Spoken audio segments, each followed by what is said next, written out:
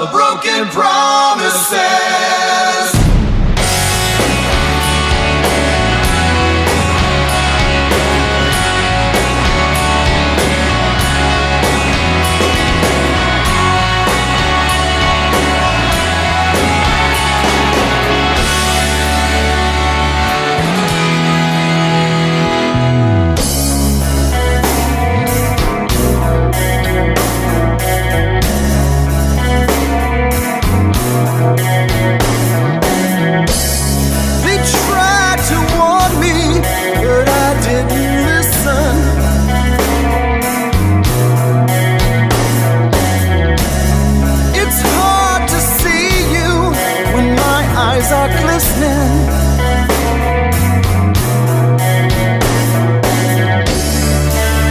I saw a side of you I didn't know. Non-stop Rock Talk with Tyson Bryden. Welcome to Non-stop Rock Talk. I am your host, Tyson Bryden. On today's show, I'm very happy to welcome David Alford and Chris Hager of Rough Cutt. Gentlemen, welcome to the show. How's it going? It's great. Tyson, going great, man. Thanks for having us. Awesome. Now, guys, the original Rough Cutt band broke up more or less in the late 80s. You guys did get back together for a short period, for some time. Released 2 great albums on Warner Brother Records. You guys were managed by legendary Wendy Dio. Times were good. The band broke up. David, you would go on to form Jailhouse with fellow Rough Cutt members Matt Thorne and Amir DeRock.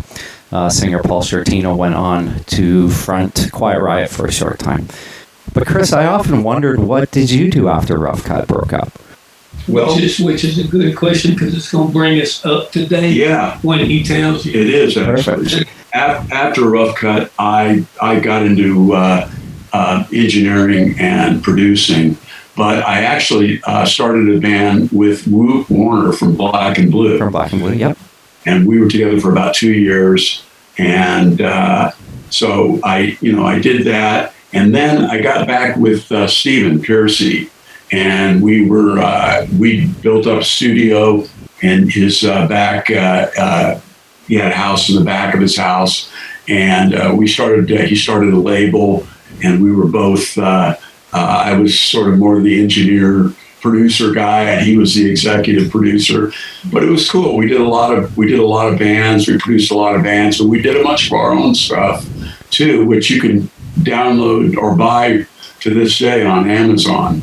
Cool. So a lot of it's just drum machine stuff, and that's cool. Some of it was pretty good. That's awesome. All of it was pretty good if it would have been worked up and done in a real studio. But yeah, right.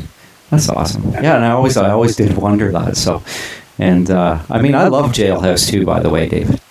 Thank you. Well, when what happened when it fell apart. Matt was my roommate. We shared a place together for years. And Amir came over and we were discussing them blowing LA off and moving back to San Diego. Oh, wow. And I said, now hold it. Yeah. And then I went out that very night in question that this happened. And I saw a band called Jailhouse in the Whiskey. Yeah. And I looked around and I noticed that it was 95% women. The place was sold out. They were in love with the singer, Danny Simon, which they call him Simon Daniels now. Yeah.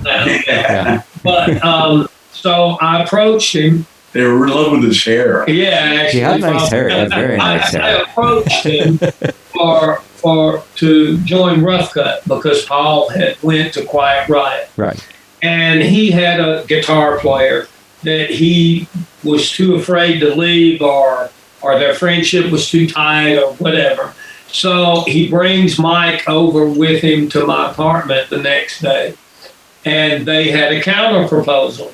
And it was, he wanted to do it, but only if Mike could come. And Mike was a good little writer. I mean, he was very young. Raphael. Yeah, Mike Raphael. Yeah. He was very influential in our decision. So when the four of us got together and talked about it, then the 3 Rough Cutt guys went off on our own and said, why don't we just shelf the name for now Yeah. and take their name and go with that. Okay, and that's how Jailhouse wound up going in that direction and getting signed to, what was it, Restless? I can't remember. Was it Restless? I have it was an EP, right? Alive in the Mad World. Yeah, Alive in the Mad World. I have the followed CD. by a full-length record. Yeah. So then when Chris, this is bizarre, because while all that's going on, Chris is up in Portland, Oregon, where our new bass player is from. Right. And he's working with people up in that area of the With country. Jeff Warner. With Jeff Warner, with Jeff Studio. Warner. Yeah. And so when we get up to right now, like I'm skipping a few things like Rough Riot and some other stuff, but the bottom line is that everyone involved in the new project is people that we know and that we've conversed with before. Like our singer, Stephen, was in a band with Chris named Sarge. Sarge, yep. And I mean, it's funny how all of that works like musical chairs. It's what comes around goes around. That's so true. Right. Why? Yeah. Exactly. We're even considering calling our new record Unfinished Business. So I like that. That's good. Yeah, everybody likes it. So we're very much considering it. Yeah. So anyway, I did my own thing for a while. I got out of the business for a number of years, actually, and I ran a computer business. And then around 2012, I did sporadic projects here and there. Around 2012, I get a call from my old buddy, Steven, right? Yeah. And he's like, hey, listen, I've lost a couple players, man. You want to, come join the solo band and play? And I was like, yeah, hell yeah, for sure. So I basically moved back up here. I was planning on doing it anyway. And so I did about a 4-year run with Steven, which was a lot of fun, and I didn't know if I was going to, do that again, be doing that again. But I just fell right back into it. It was like it never. Yeah. Once he got the taste again, the itch overwhelmed him. That's awesome. And he decided to contact his old boy Dave here, and then the rest of it came together. I mean, it's a lot more complicated than that, but we're very happy with our new lineup. Black Rose speaks for itself, and that's nothing. You ain't heard nothing yet. And but Rough Cutt's known for its ballads, so we wanted to drop that single first. Yeah. I like it. What's your impression of it? Pardon me? What's your impression of it? I like it. I like it a lot. And I was just going to go to it, actually. I love how it starts out with this great melodic chorus with these harmonies, and then all of a sudden it takes a turn. It goes into this, it's more like a darker feel on the verse going into the lyrics. And then it goes back to that chorus. Pardon me, Dave? Sorry? It's Rough Cutt. Yeah, I really, really like it. And the video looks great, too. Good. Thank you. Great. Thanks so much. Yeah, we're getting a lot of traction out of it. Worldwide right now, it's really starting to pick up steam. And we're hard at work to finish the EP, which will be out this year. Just don't have an exact date yet. Cool. So we're recording, as we go here, as we're talking, we're recording new stuff. That's awesome. So Black Rose, did the whole band work it up? Did you was there? We had these songs had them, I'd written the basic parts of most of them, and Dave too, and with the old guys. With the old guys, and then we had a version of some of them that we did with the old guys, but when we transitioned, transitioned into Steven, we wanted to see, what's Steven going to do with these, and it was like, we were really amazed. It was like better than we anticipated. I like everything that he brought to the table. Okay, Chris and I and Matt basically wrote the song. Yeah. And then once Steven got involved, he wanted two things from me. He says, "Can I try to come up with my own stuff to it?"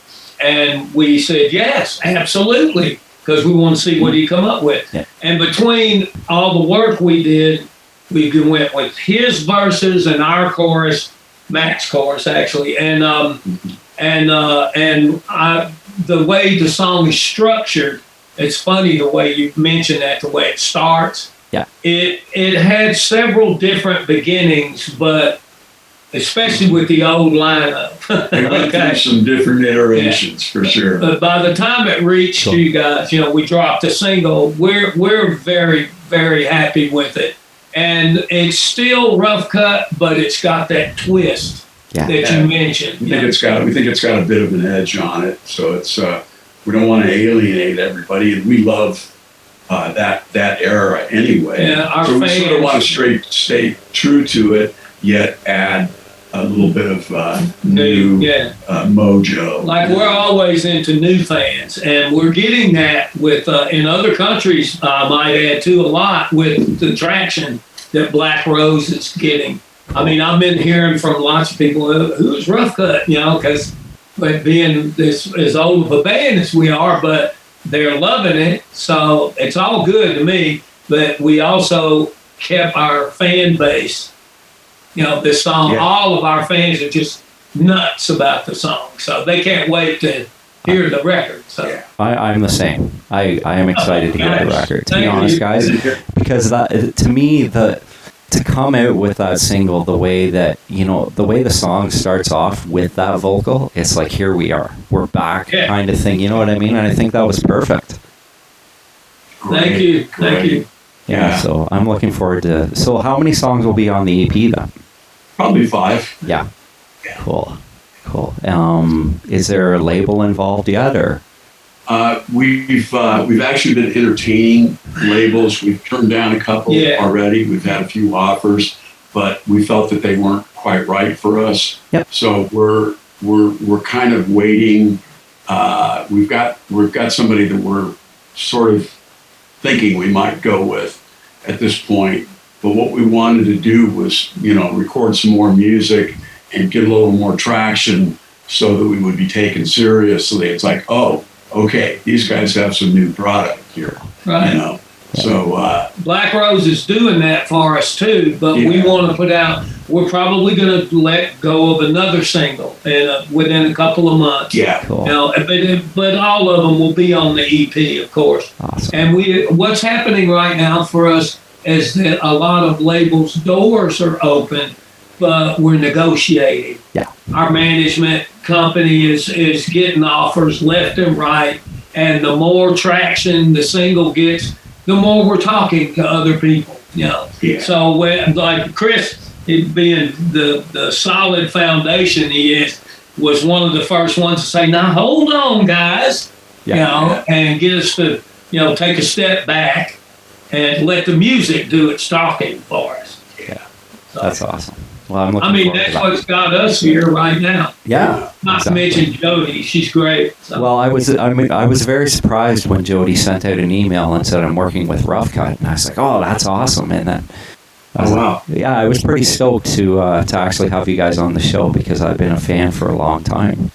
Thank you. That's great to hear. Thank you. Now, with that said, I mentioned the first 2 Warner releases, and this is kind of funny because growing up, these albums, I'm up in Canada, I'm close to Toronto, and it was funny because these albums I always wanted. Yeah, we did our video first. Our first video was in Toronto. Oh, was it? Yeah. Oh, cool. Never Gonna Die. Yeah, that was shot in Toronto. That's cool. I didn't mean to interrupt. Go ahead. No, that's okay. That's okay. So these albums back in the day, like going back to the 80s, I would see you guys in Metal Edge, and I was like, oh man, that band looks cool. But for some reason, they were always hard to track down, and it wasn't until probably 10 years after the fact that I would actually get them on CD from Japan, of all things.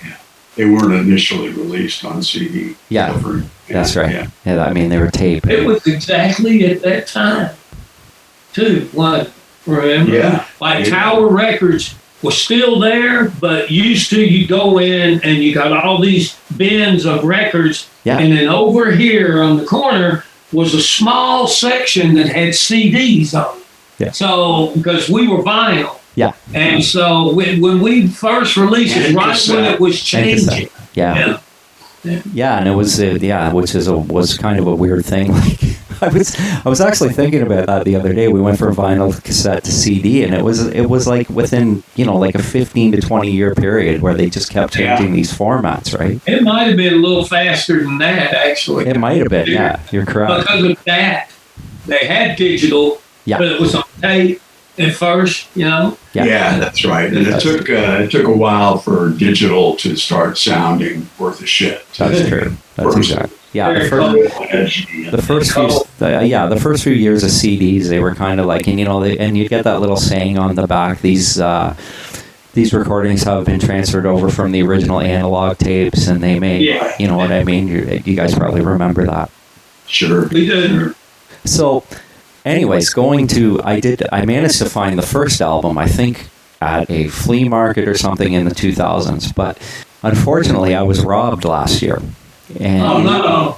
Yeah, and I lost like 200. They stole 200 vinyls, and I've yet to replace that From your home? from my home. Yeah, Oh, man. Wow. yeah, and it really sucked. It was a lot of 80s stuff that I had, and they You can't replace it either. well, Discogs, and it's funny because the second album, Rough Cut Wants You, I found on eBay still with shrink wrap on it, Oh, Yeah. cool. Yeah. and it got stolen. I opened it and played it maybe once or twice, but I did manage to Discogs. I did manage to get another copy of I it. see you replaced it. I replaced it. Yeah, Vinyl. yeah. I haven't replaced the first album yet, but I really love that album, and I had it on today. And Second album? the second album, yeah. Yeah. I had it cranked this morning, and I didn't realize how amazing the production is on that album. There's so much going on there. Good old Jack. That's Jack Douglas and Jay Messina. That's the team. The Aerosmith. the Aerosmith guys. Box and Yeah, Toys in the Attic, and they were a quintessential team of And like we actually the option with or without the two of them, and just taking Jack, and we all agreed, no, we want the team back together, Yeah. because Jay was actually doing something else. Jack was working with John Lennon, as you know, when he got shot. you're right. And Yeah. so we were the first band. Jack told us to bring them two back together. Wow. which was cool, which was really cool. So what was it like to work with Jack and Jay? Well, Jack was kind of a character, but I'll tell Great you, guy, though. He's very musical, and, Yes. and what I mean by that is he's not only is he a producer, but he's a musician, and he hears Like a Here's- musician. Right. stuff in music in his Yeah. head like a musician does. One of the coolest parts is watching him out there almost like a conductor. Like this, Really? when we're in pre-production and he's in there like he's got to be part of it. And he's real, like you said, you listen to it, you're hearing all these things that you might not have heard before. Right. Yeah. Right. That's because we sat around for days, and I'll give you an example. In the middle section of Take a Chance, Right. Amazing. that we spent a good 2 days building that part up with acoustics and clean guitars. And, Kettle drums, yeah, bongos, no, not bongo, congas, and lots of percussion. and then they added some keys, And as well. timbales. too. So he was real into detail. He wasn't afraid to take a couple days to get, 20 seconds Yeah. worth of music. the Just way he in one wanted it. song. Wow. No, but he was very, very, I will say, influential, because working with Tom, the first record, Metal God, Tom, Yeah. Iommi, Yeah. and we loved Lot to everything be said about for that, Tom. too. Exactly. And that record, as you can know, is very complete opposite from Want You. Yes. So when you go from that greatness into another greatness, we're talking producing, obviously, Yeah. we learned so much more from Jack. I mean, this guy, like Chris said, he was very musical. He'd blow me away all the time. He'd just sit there and come up with things. I'd go, man, that's really cool. Yeah, I know. You know, so And not to say that Tom wasn't either, No, because yeah, he came up with stuff too. half-speed guitar. Half-speed guitars. I mean, if you listen to the mix on Black Widow, Yeah, that is one of the eeriest mixes. There's a lot going on in there. And the same with Keep Breaking My Heart, and Dream It Again. Yeah. And Tom was really into using effects to create a soundscape. Right. And we were stoked to work with him. Yeah. Huge guitars too. Huge guitars. What I like. I I might be a drummer, but I can't. I gotta have the rhythm. It's just got to be so warm I that agree it with makes that. the hair on my arms stand up. That's right. That's Well, and before that, we had actually were slated to work with Ted Templeman. Right. Yeah. And he's the guy who signed us at Warner's. And what happened was Ted was busy with Van Halen, and then Roth was coming out with his new stuff. Yeah. So we waited around for like 9 months or a year. Missed our window. And kind of missed the window there. Yeah. And that was not good for us on a lot of levels. Everybody else went on. We kind of lost the love. Right, the Rat and Quiet Riot and Motley. We should have been on the same wave, but we went. I agree. We sort of got orphaned a little bit there, and with Warner Brothers, we didn't have. We missed out on some stuff. But the upside is that we did get to work with some great producers. Yeah. And obviously our touring was we were touring with the best of them.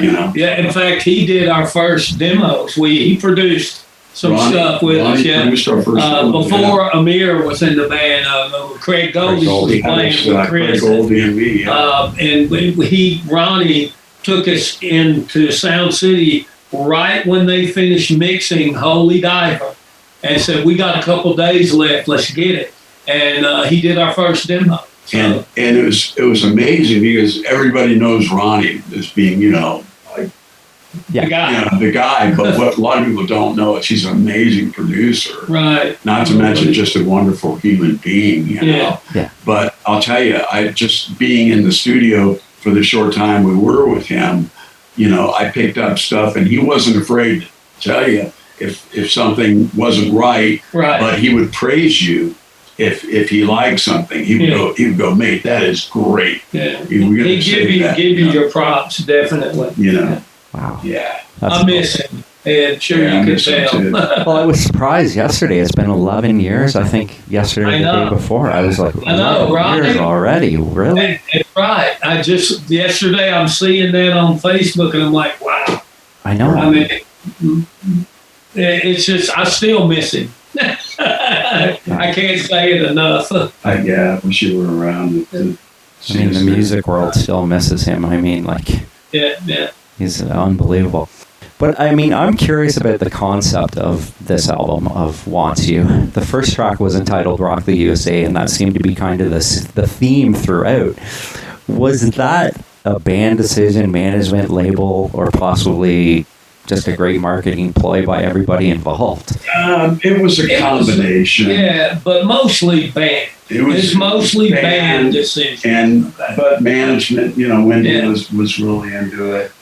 And what it is when you come up with a track like that, okay? Yeah. And even the label played a little bit in that where it opens the record.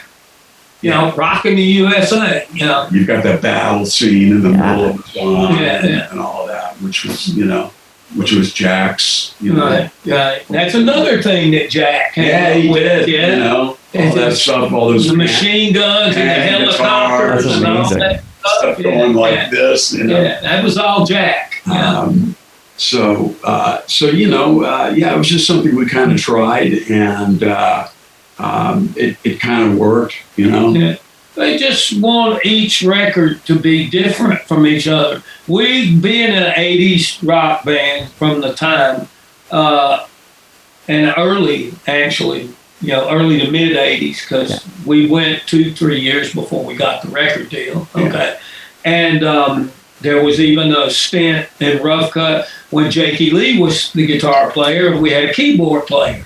Okay, Right. Claude and I. And so, out of all the different, I'll say styles or we'll say direction that we tried to take, one thing stood out of all of them, even the older musicians to the next lineup that got signed to this lineup that we're doing right now. And the consistency is that Rough Cut, the reason why it is what it is because we try to be more versatile than, like you heard of the bands that get a hit and then they kind of keep chasing that hit. Yeah.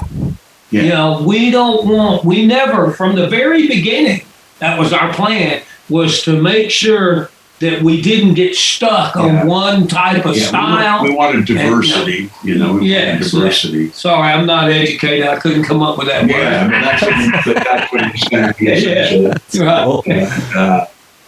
I feel like, where we've, from where we've come, what we're doing now is a culmination of everything we've done in the past. And we've worked with a lot of, we worked with producer Brad Aaron, who had done Kansas. He worked with Jeff cool. Glickman. And worked with Jeff Glickman. And so we worked with a lot of producers, and we learned a lot from those guys. And Chris and I are producing this new record that we're doing, but trust me, everything we do is right here. It's in our heads, like he said. We've learned so much, and I think all of those times and different directions they always paid off at the time, but now they're really paying off. Yeah. Okay, in my opinion. I feel like this is the apex. Like we're at our best ever right now. That's amazing. That's so awesome to hear. Well, I can't wait for you to hear the new how old we're old fuckers. Yeah, I mean, I'm still getting it. But better. Showing any signs of slowing down. That's awesome. Now this vinyl. That's what's so great about vinyl is that, that cover art is amazing. That's a cool picture. Yeah. That a lot of people miss that and love that about vinyl, and I think that's one reason why it's made a comeback. Yeah. Every time I see that first thing pops in my head is the Doublemint twins. Yeah. Really? Our Double Trouble video we used the Doublemint twins. Denise and Diane. I seen that video not too long ago. Actually, I watched it. That's cool. The Doublemint twins. I haven't heard about them in a long time. That's cool. So now the person in the vehicle, in the car, who is that supposed to be? Oh, you're not the first one to ask that. It is Paul. That's what I thought. The boot kind of gave it away because I think he had those boots. When you see the video, it starts out with the album cover. Right. And you see that picture of the guy in the car, and as it comes in, you see Paul. He takes the bus. Or it's like you can use your imagination. It can be anybody you want it to be. It's like it doesn't have to be any. Doesn't have to be.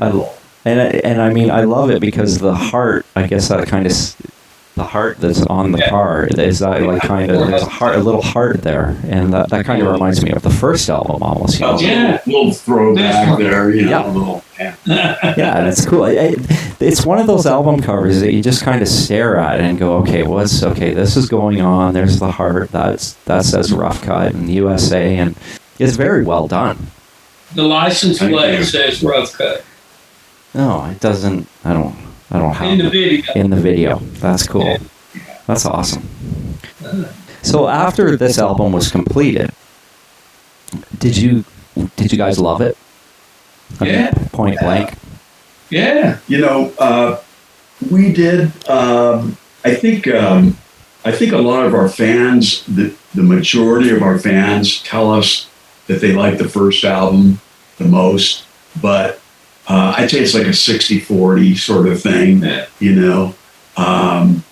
And that's because the first album fans were around longer. That's right. They got used to that. Yeah. And then, And there was some quintessential stuff on there, and Yeah. a lot of it was heavier. Yeah. The first record was definitely heavier. So we went a little bit more on the commercial side on this, lightened it up a little bit. the little pop in with some Yeah. bluesy stuff. And, You know. Yeah.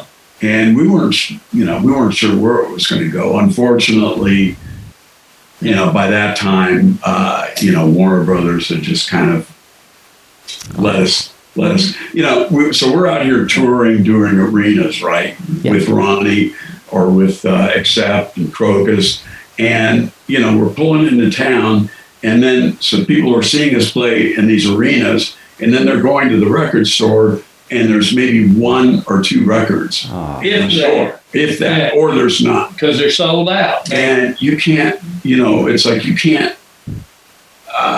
say enough about that, because it's like that's the time when they're, hey man, these guys were awesome. I want to go get their record now. A week later or 2 weeks later, You've done turned the page. and that was the case. So, and we didn't, usually when you go to one city, to each city you go to, you do interviews, you go to the radio station, local radio stations, In stores. and that just wasn't happening as much as it should have. And so it really hurt us, actually. that must have been frustrating a bit. It was. Well, it was because they didn't ship enough records right off the bat, which by the time we get to a town, they were sold out. Yeah. Or like Chris said, maybe one or two left. We'd go to do an in-store, and there'd be 150 people outside waiting to come in, and the store didn't have but one or two records. Oh my goodness. That was pretty embarrassing. So on one hand, we were having the time of our life, right?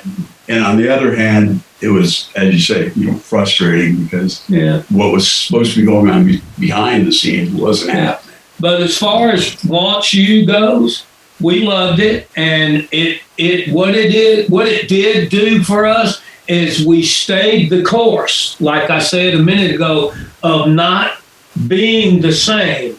And if we'd have kept going, I promise you, the third record, it would have been different from Want You too. Right. Each record was going to have what we bring to the table, because we never look back.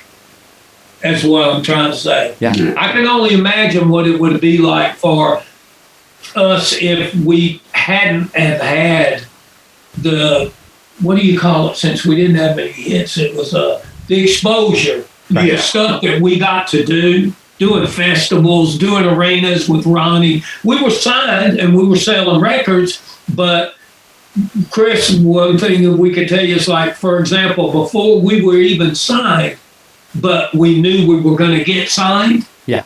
Doing the Rock Palace with Ozzy. We're playing over in Europe at all kinds of venues. London, doing all this stuff as an unsigned band. Right. Wow. So it was, things happened quickly, they really did.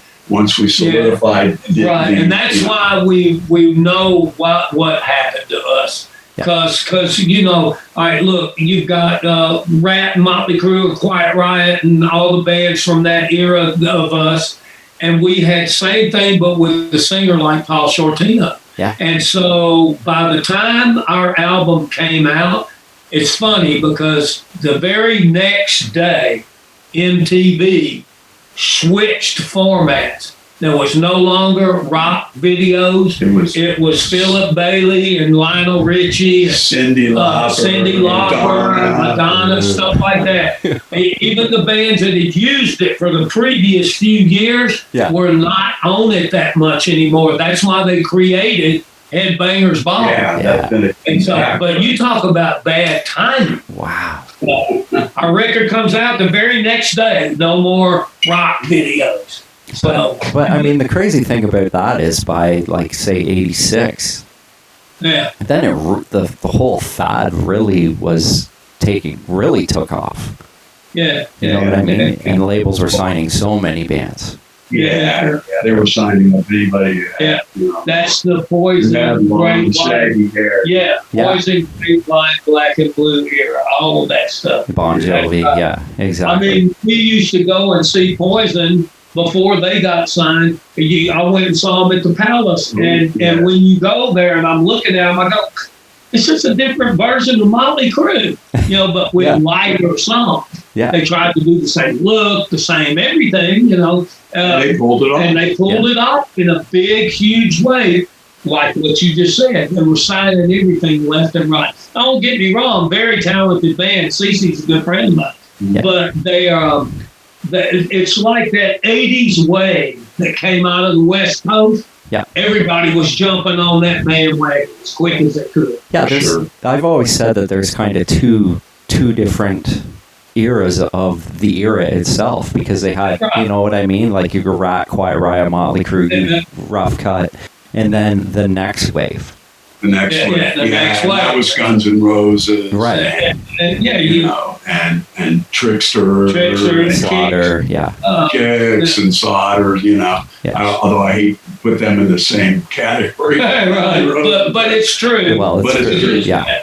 Yeah, so you're right. There really was, it was a dual era sort of thing. It was There'll all, never be another 80s. no, there won't. But it was almost like it kind of switched formats to gear towards more the female audience, where the early 80s was more the guys type of thing, like more, I think, I don't know if you guys agree with that, but to me it seems that way. To some extent.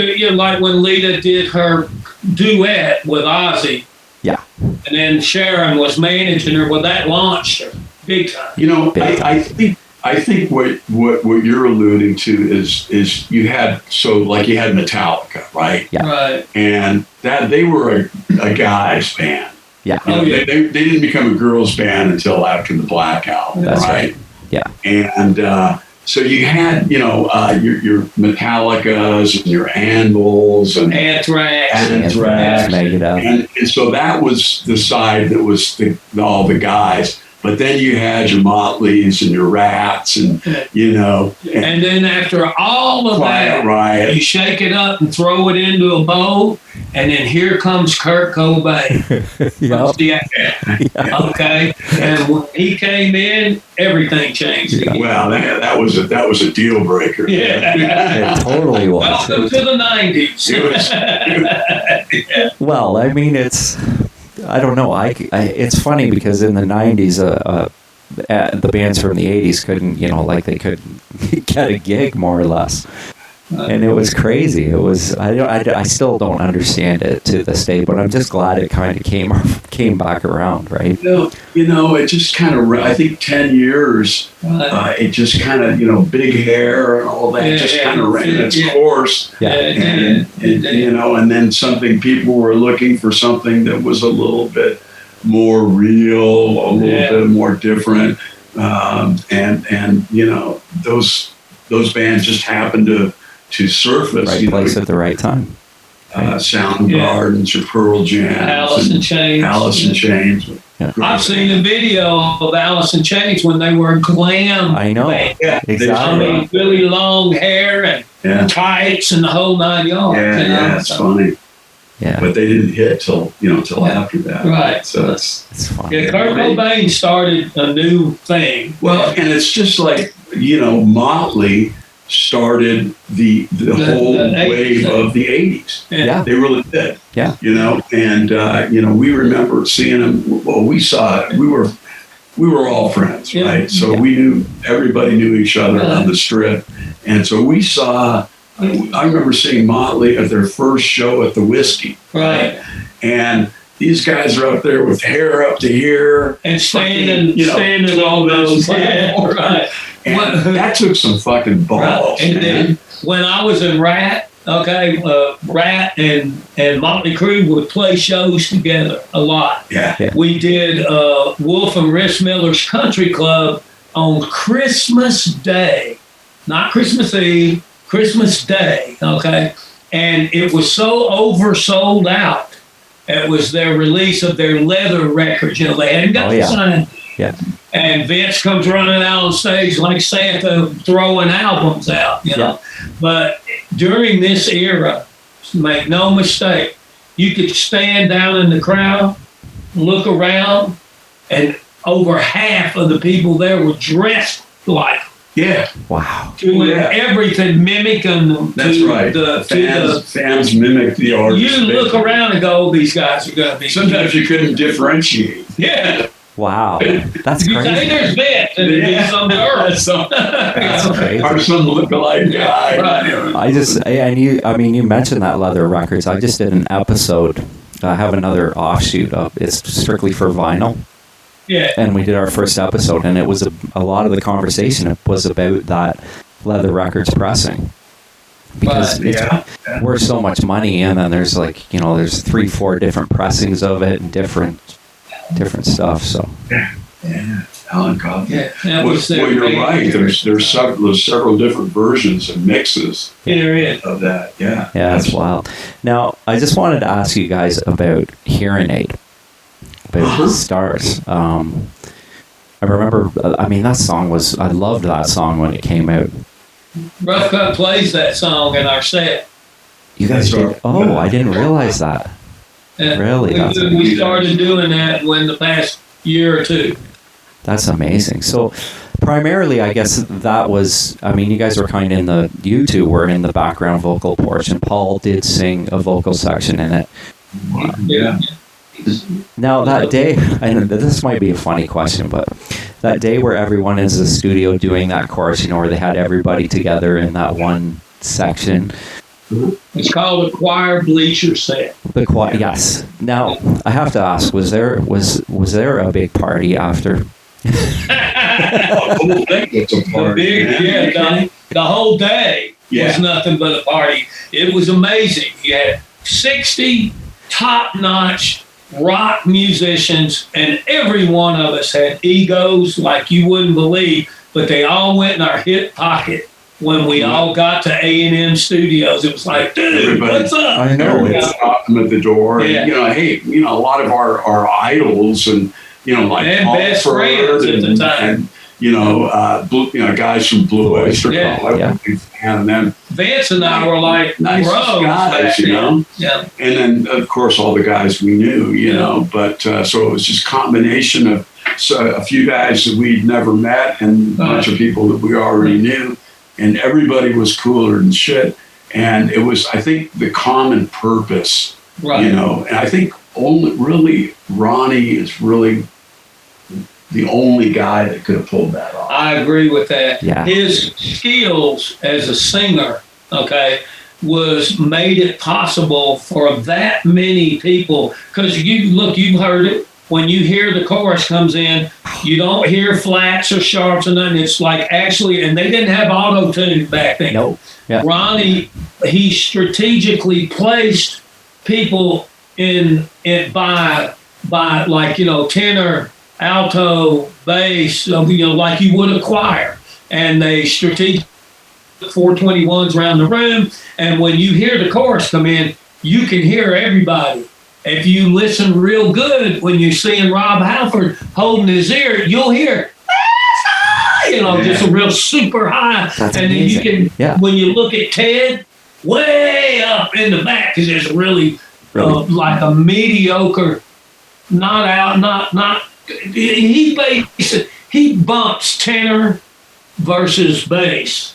And so that section up there, and he'd throw his head back and scream out, "Where's God?" And you could hear it, when you're watching it. Yeah, and Ronnie and Angelo knew how to capture that and place everything in the right place in the stereo spectrum and the whole thing. But Ronnie, one of the reasons why it went off was because Ronnie knew how to check his ego.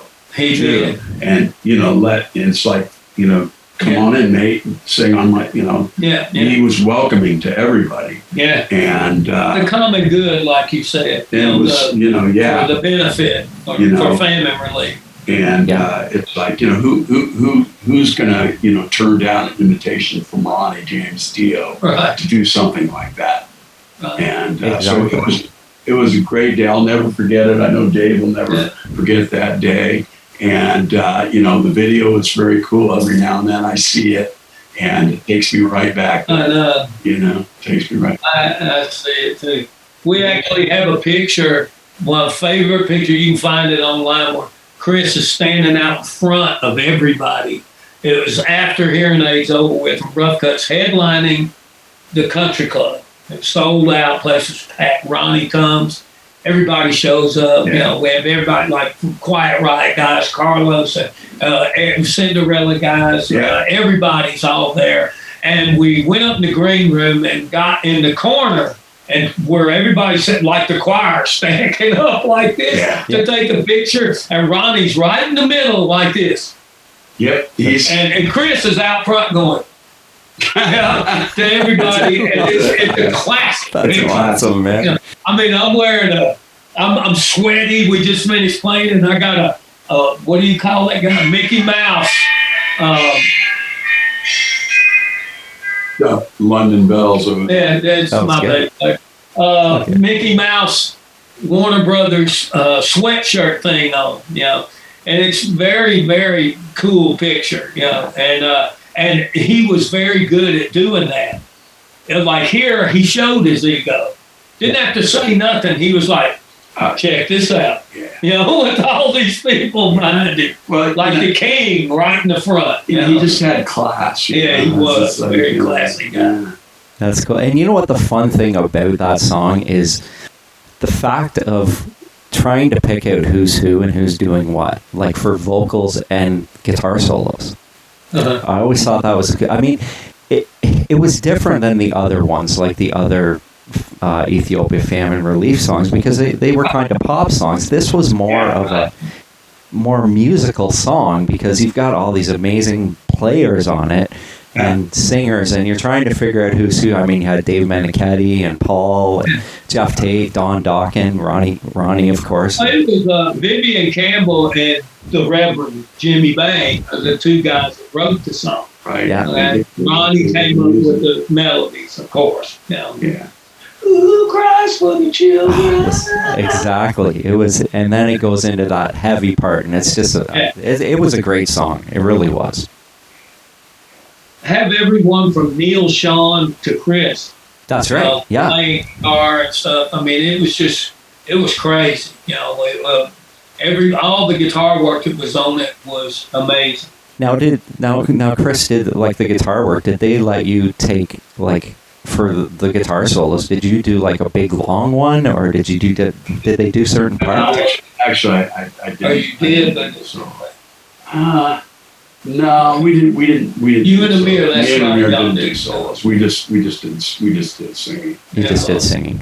So, but that's good. A lot of guitar players. There were just too many, Yeah, that's what. Anybody, the guys from Iron Maiden. Was George there? George Lynch there?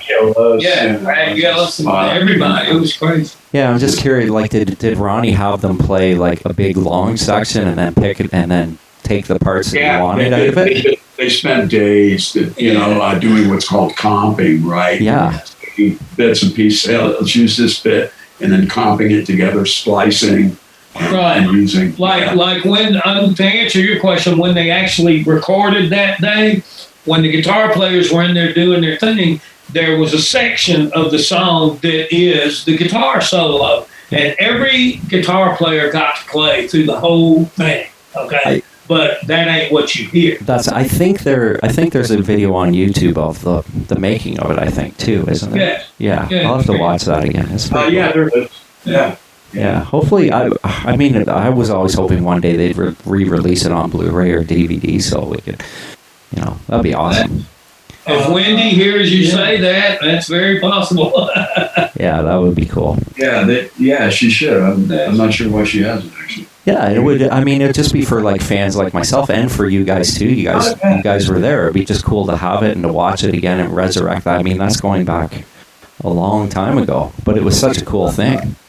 I mean, that the video's out there at least. I mean, on the making of and all that stuff. Yeah. Yeah, if you get the full length version from the beginning show where it shows all us walking into the studio. Yeah. From there all the way to the end, it shows a lot of gives you a pretty good idea. behind the scenes stuff. Yeah, it was cool. Diving and, Yeah. Amazing day. Yeah, it looked amazing. I mean, imagine being a fan like myself, and you see this on TV, and you're like, all these guys that you admire. I was a kid. I was probably 10 or 11, and you're like, man, this is so amazing. It must have been. Yeah. It was cool. So, guys, before I let you go, we kind of know what lies ahead. You guys are working on the EP. Any touring plans or getting out to play any shows? Yes. It's all in the works. It's all in the works. We don't have anything confirmed right now, but we've got a lot of tentative dates that are being worked on. Venues are just opening up again, and we will be out there before the end of the year. Awesome. Okay. So we're looking forward to that as well. Perfect. Okay. Well, And we always love coming to Canada. Well, And like I said, Toronto, we shot our first video there. We would love to come to Toronto and play a show. I actually played up there with Stephen Piercy as well a couple of years ago. Oh, you did? I remember did. that. That's right. You did. Yeah. I wasn't. I didn't make that show. But if you guys do come up here, I will be out to see you. Well, I hope so. Brother. We'd love to have you, man. Right on. Okay, guys. Well, thank you very much. Thank you for your time. I appreciate it very much.